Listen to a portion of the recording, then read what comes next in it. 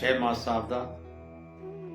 मैं पंडित विनोद मिश्रा ज्योतिष और हस्तरेखा के इस कार्यक्रम में आपका हृदय से स्वागत करता हूं।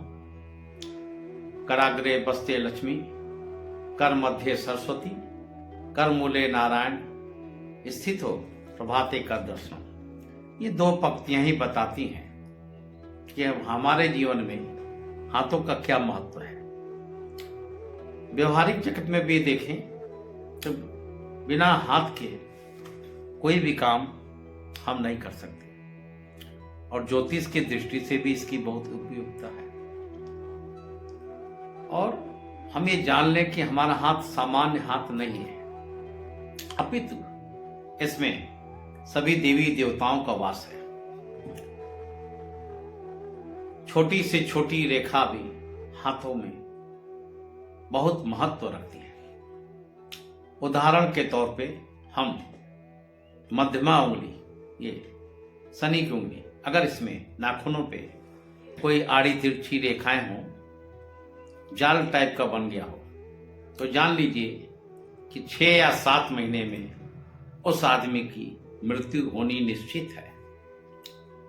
और उंगलियों पे ले लेते हैं, ये हमारी कनिष्ठा उंगली, इसका जो ऊपरी सिरा है, ये है ना हमारी सूर्य की उंगली जो है अनामिका, ये वाली, इसके इस सिरे से ऊपर अगर आगे बढ़ जाती है तो वो आदमी कैसा होगा, वो इंसान कैसा होगा?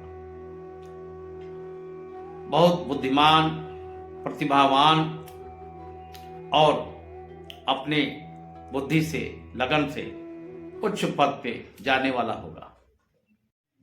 आइए जानते हैं कि हाथ कितने प्रकार के होते हैं। 5 प्रकार के हाथ हैं। पहला है अत्यंत छोटा हाथ, दूसरा है छोटा हाथ, तीसरा है सामान्य हाथ, चौथा है लंबा हाथ, और 5वें नंबर पे आता है अत्यंत लंबा हाथ। आइए जानते हैं 5 प्रकार के हाथों का क्या विवरण है। पहला नंबर है अत्यंत छोटा हाथ। कैसे होते हैं ये लोग?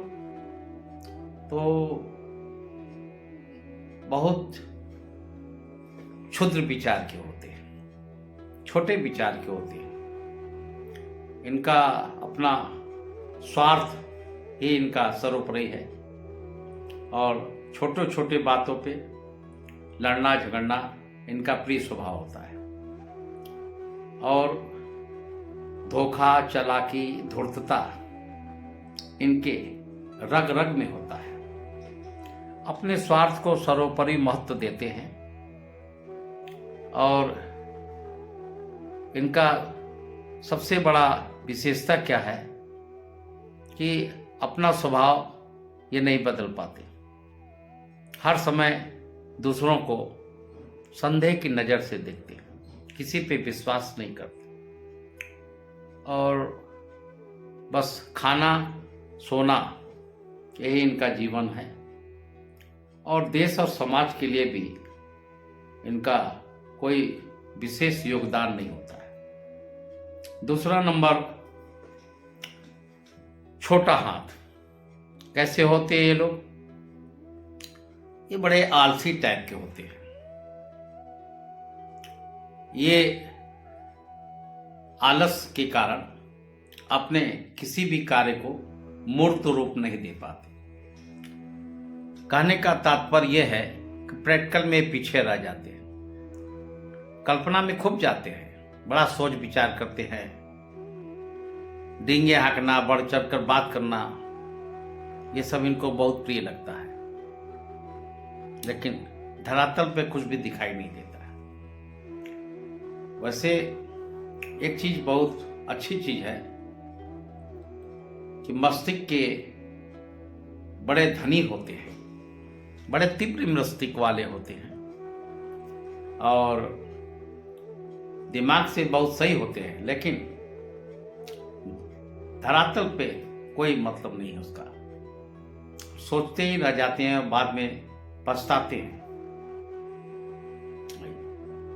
तीसरा है सामान्य हाथ।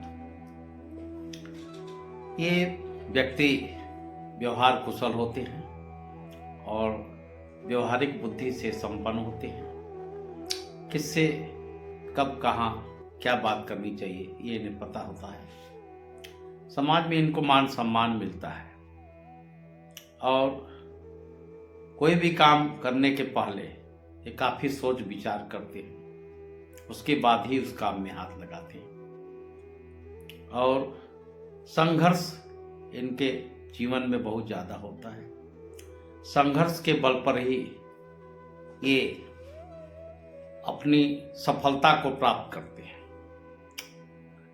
और एक बात इनके अंदर बहुत अच्छी है कि परिस्थिति कैसी भी हो, उस परिस्थिति के अनुसार अपने आप को ढाल लेने की क्षमता इनके अंदर विद्यमान रहती है।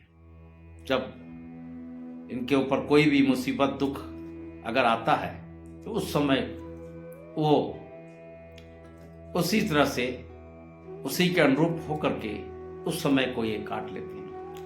इसी कारण से ये अपने सफलता को प्राप्त कर लेते हैं। चौथा नंबर आता है लंबा हाथ। कैसे होते हैं व्यक्ति? बड़ा होशियार और चालाक तेज दिमाग वाले होते हैं। अनजान शख्स से मिल करके बहुत जल्दी उसके बारे में बहुत जल्दी जान जाते हैं और जो भी ये सोचते हैं समझते हैं आगे चल करके उस कार्य के बारे में जो इनकी समझ होती है वो पूर्णतः सही होता है। और अपरिचित व्यक्ति से मिलकर के भी बहुत जल्दी उसके बारे में जान लेते हैं, समझ लेते हैं। अब पांचवा नंबर है अत्यंत लंबा हाथ। बहुत ऐसे लोग बड़े भावुक कल्पना की दुनिया में विचरण करने वाले होते हैं।